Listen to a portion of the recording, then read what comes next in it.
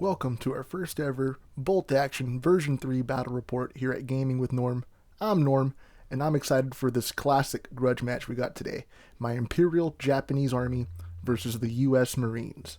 It's a 1,000 point game, and I'm excited to finally be able to use the updated Imperial Japanese rules. Let's go ahead and take a look at the armies. Alright, right here we have an armored platoon with a M3 Satan command tank, then an M5 Stuart, and a Recce Jeep. All of them are regular. Then two Marine Corps rifle squads, 7 men with 1 BAR each. A 5-man Ranger squad with 1 BAR. A platoon commander with SMG. A Marine Corps Raider squad with 4 SMGs and 2 shotguns and a Dodge 3/4 ton. A War Dog team, a light mortar team of 3 men, a company commander with pistol and a Jeep, Jeep's inexperienced, and then finally an artillery platoon with a regular officer with pistol and a veteran light howitzer.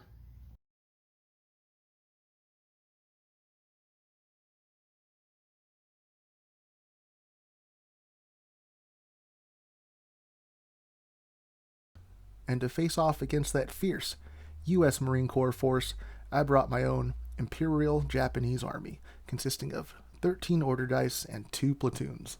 The first is a rifle platoon consisting of an officer and his adjutant, and they are regular. I brought 3 regular 15-man rifle squads, all of them equipped with rifles, and a 10-man veteran paratrooper squad, and I'm really looking forward to seeing their new tough fighter rules come into effect. I also brought 2 regular suicide anti-tank teams and a regular general purpose truck. My second platoon consists of an artillery platoon with an officer. He has an adjutant. They are regular, and a regular medium howitzer, a regular light automatic cannon, a regular light howitzer, and finally a regular medium anti-tank gun. Now, in order for us to actually win this game, one of our infantry or artillery units is going to have to end its advance or run movement on top of that briefcase, essentially picking it up, and then they have to take that objective and move it back off of your own deployment zone, essentially running or carrying it backwards. Otherwise, the game ends in a draw, and all infiltrators have to stay more than 12 inches away from the center of the objective. Now, interesting note here, my opponent brought a Ranger squad, and their special rule, Rangers leads the way, gives them a pre-game move. And he had theorized that he could have grabbed that objective with his pre-game move and essentially gotten out of there by turn 2. But he wanted to have a good honorable game, and hats off to him. So we're going to go ahead and get into it because it turned out to be a hell of a game. Now moving on to deployment, due to the fog of war, half rounding up of our units had to be kept in reserve. That means 7 units for the Japanese Army and 8 for the Marines. Well, I decided to deploy my units in a big human wave formation with 1 on the left, 1 on the center, and 1 on the right, making a beeline for that center objective and maybe grabbing some cover along the way. I decided to bring out 3 of my artillery units, my anti-tank gun to try and shoot that Stuart, my heavy howitzer to put pressure on the center, and my automatic cannon to try and lighten up those infantry squads a little bit, soften them up a little bit, if you will. My opponent deployed directly across from me in a very similar manner. He lined up his infantry with his Rangers and his Marine squad just eyeballing that objective. His light howitzer overlooking that center objective, ready for anything to move up into there. His commander was in his Jeep, ready to issue out orders, and his flamethrower Stuart was ready to roll up that flank and just start unloading fire into whatever was foolish enough to get in within range. And that right squad on his right hand side, I think, was eyeballing that red building to try and provide some overwatch. So turn 1 starts off with my opponent's US Marines running up the middle and seizing the briefcase, holding down that objective next to that tree, ready to move off as quick as they can. My infantry moves up the center, the left, and the right, grabbing cover as they go. My artillery fires with the bang and misses. And misses. And I think I was able to put one pin on one of the Rangers with my autocannon. The enemy Stuart rolls up the left flank, eyeballing that infantry squad right in front of him over that stone wall, unleashes a torrent of fire, and is able to only kill one guy, thankfully. And his machine gun rips into my medium AT gun, pinning it down, trying to make it harder for me to activate. His infantry squad on his right-hand side moves up into that red building, breaks through the windows, and starts getting ready to fire Overwatch on their allies. His howitzer fires into my center infantry squad but misses, and his back center squad providing Overwatch against those Rangers while his commander wheels up behind that building issuing orders and shouting with his large leadership aura. So that takes us to turn 2, and this being a fog of war game, turn 2 is when things get really fun. I was able to get the first dice, and I looked at that plucky Ranger squad that had just survived over 30 rifle shots and 3 artillery shots, and I said, you know what, we're going to do this the old-fashioned way with bayonets, and I charged. But I'd forgotten that a squad was overwatching behind him, that center squad, and they popped their ambush. And between the combat and the shooting, I lost only 4 of my guys, but was able to wipe out the remainder of that Ranger squad. Well, now my center squad was in the middle of it, and that Flame Stewart rolls around and just unloads its flamethrower into my poor infantry squad. His machine gun pits another pin on my medium AT gun. My infantry squad on the left run up to that corner where that wall is and get ready to go over the top next turn, while my right-hand infantry squad moves up towards that building, getting ready to get some cover. I have a little bit better luck this time, as my automatic cannon hits that red brick building and puts some serious damage onto that squad inside, and some good pins. And my medium howitzer pounds into that center enemy infantry squad, almost obliterating them. Killed about half of them, but they survived their checks. Now my medium AT gun, with it's been getting pinned all, these past 2 turns, rolls a foobar, and my opponent turns it to try and shoot my howitzer. Luckily it missed, but that wasn't enough, because this being fog of war, reinforcements are on their way in. First, his war dog unit comes running out of the side, puts another pin on my howitzer, so I gotta bring in my commander to try and take care of that war dog unit. I'm only able to shoot down one of those veteran war dog units, and then his other Stuart comes flying off the side of on my back and just completely annihilates my autocannons. I mean, there was nothing left by the time his main gun and his machine guns were done with that. So the only thing I could think to do was bring my 2 suiciders and try and surround that Stuart to make sure it couldn't cause any more damage. My own reinforcements decided they didn't want to come in this turn. They were going to lace up their shoes, gas up their trucks, and make sure that they were ready to move out in the future. At least I was hoping so as we go in to turn 3. So at the start of turn 3, I was a little bit nervous. My center infantry squad that had been on the objective, gone. Shot to pieces. I had enemy Stuart in my rear flank. I had dogs barking at my artillery that was foobarring. I had lost my AA gun. But it was a new turn. Here we go. I get the first dice, and I slam into his Stuart, blowing it up with my suicider. Banzai! My other suicider starts to run up the flank, going to try and give some support against that other Stuart. Meanwhile, my left infantry squad runs up and tries to grab that briefcase over the charred remains of my previous squad, while my right-hand 15-man infantry squad goes into that blue building and starts setting up Overwatch.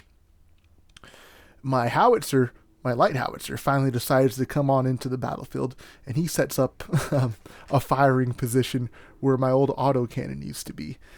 In the meantime, my medium howitzer looks over and takes a shot, but misses at the enemy. My autocannon, or my medium anti-tank gun, I should say, my autocannon died. My medium anti-tank gun decides to just stay down and try and recuperate after getting all these pins and surviving being left down with just one model. My commander on the left-hand side that had come up out of reserve shoots the remaining dog that was barking and trying to eat my artillery crew, and my other commander comes sneaking up on the right hand side in between my two howitzers. My opponent, he moves up with that flame tank and gets ready to unload a torrent of fire into my middle squad. And he does. He roasts them and he pins them and then runs out of fuel. And I took a deep sigh of relief because at least it was out of fuel. Now it's a pillbox that's mobile and armored, but at least no more flamethrowers are coming my way. The rest of my opponent's reinforcements had entered. He had a big heavy jeep coming in with Marines, and he had Marines stacked up behind that building. My own reinforcements laced up their boots, gassed up their truck, and showed up onto the battlefield on my opponent's rear, unloaded their rifles point blank into his artillery, into that light howitzer, destroying it. But then his own infantry turned around, that surviving center squad that had eaten that howitzer, and point blanked me back, killing about 2 of my own guys, while his officer added another pin with his pistol. And his own mortar, that light mortar over there on the right-hand side, fired and hit directly onto my center squad, adding even more pins as they're getting chewed up there in the middle of no man's land. So at the start of turn 4, I'm starting to feel a momentum change. I feel like if I just play well, I got this game. And sure enough, I draw the first dice, and my center squad that's holding that objective passes its check and is able to move on backwards, laying down some suppressive fire as it moves back. In retrospect, I probably should have just ran them towards my deployment zone edge, but they wanted to shoot their guns. I moved my suicider up to the corner of that stone fence, thinking maybe he could draw some fire away from my objective squad, or try and keep that Stuart away. My opponent decides, you know what, I'm going all in. His company commander starts barking orders outside that Jeep, and that Stuart drives right up into point blank range of my objective squad, knowing he's going to eat a suicider more than likely. And he unloads his machine guns, because remember, he had run out of fuel with his flamethrower. And my center squad got so lucky I only lost 1 guy. Meanwhile, my suicider's over there priming his stick, right? He's ready to go, his lunge mine. My artillery is returning fire, but not having much luck, except that we do manage to finally pin out that squad in the red brick building that had been getting shot at all turn. My guys in the blue building that had occupied it are returning fire down on the Marines. All of my opponent's firepower is going into my center squad as much as he can. He's moving up his gun jeep. He's moving up his troops. His mortar is trying to lob in shells. My veteran squad up at the top that had outflanked turns and finishes off that rifle squad that had turned and shot at my veterans. Meanwhile, his commander's still up there, just point blanking my veterans with his pistol, just unloading into them, trying to keep them pinned down. So at the start of turn 5, I was chomping at the bit, right? I wanted to get that dice, and I reach my hand in there, and sure enough, Japanese dice comes up. So I look at my suicider, and I slam him into that Stuart. Point blank, nothing he can do, right? And then this happens.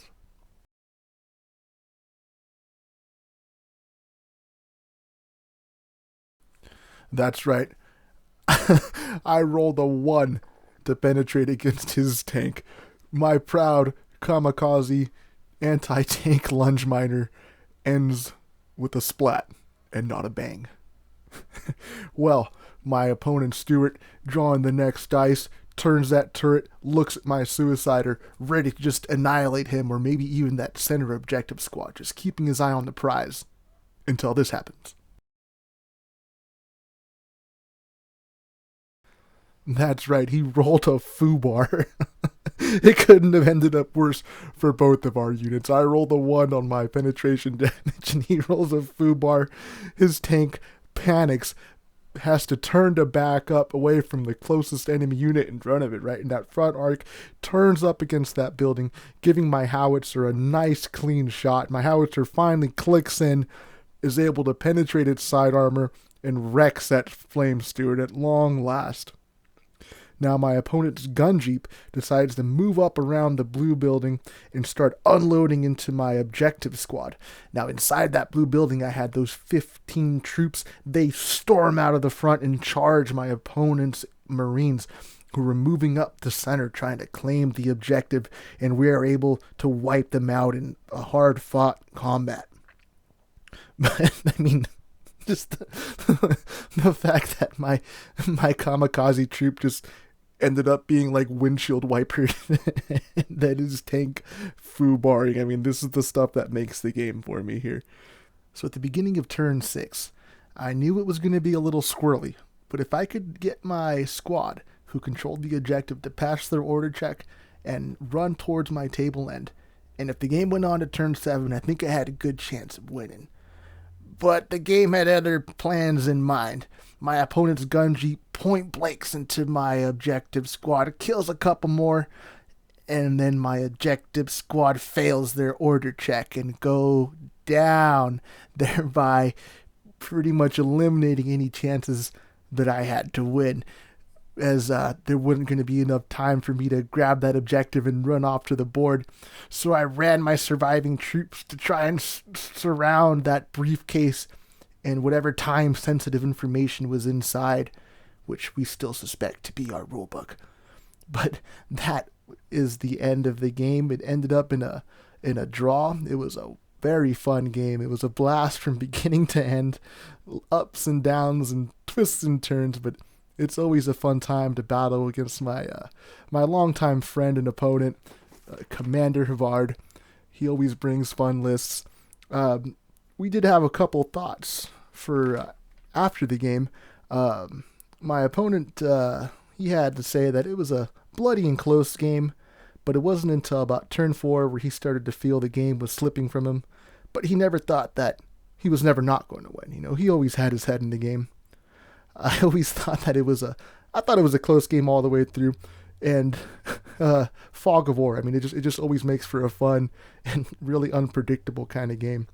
My personal MVP were my 15-man infantry squads that were able to take all that damage and punishment and do their best to get off the battlefield. My opponent's MVP was his company commander, who was able to keep everyone in the fight with his big leadership bubble and as well as issue orders throughout the game from his jeep. I really would have liked to have placed my artillery, I think, a little bit better, and my troop movement, I think, was definitely off, especially when I had the objective, and my opponent said that he had wished that his artillery and howitzer had been placed a little bit better as well. Well, thank you all for watching this battle report and getting this far. I hope you all enjoyed it. We sure enjoyed making it, and we hope to make more in the future. Hopefully, we'll get more practice as it goes on, you know. It was a blast, and we hope to see you all on the battlefield in the future.